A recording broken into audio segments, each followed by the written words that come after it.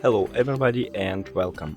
In this video I will show you how to manage gesture on your headphones Huawei FreeBuds 6i. For a start I wanna customize my gestures, so I open Huawei application, then scroll down, click on gestures.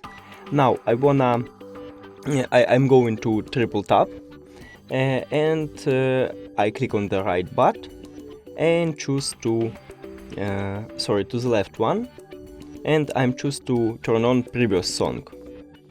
That's it. Now let's go test it. To play and pause the song, you should press on your headphones 2 times.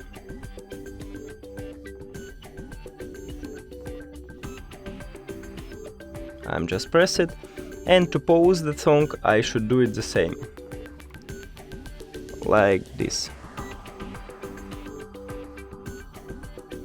Now, if I wanna turn on a next song, I should press on my right earbud 3 times, like this. So I turn on the next song, and if I want to turn on previous song, I wanna tap 3 times on my left earbud. So I will show you.